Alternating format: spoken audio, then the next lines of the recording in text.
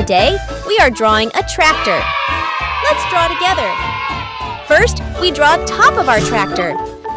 Please like and subscribe. Do you know tractor is a powerful agricultural vehicle? It is used on farms for various tasks such as plowing, planting, and hauling. It typically has large rear wheels for traction and a variety of attachments for different jobs. Wow! So awesome tractor! Now, we draw wheels of the tractor. Wow! So big wheel! Tractor has very powerful wheels.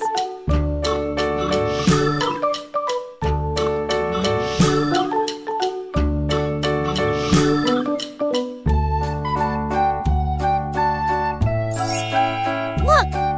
Wheel is moving. So fantastic tractor!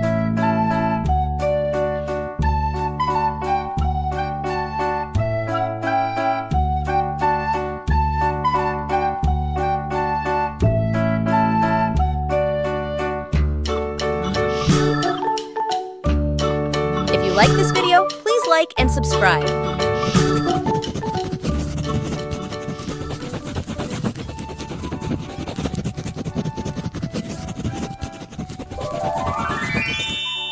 Let's do coloring.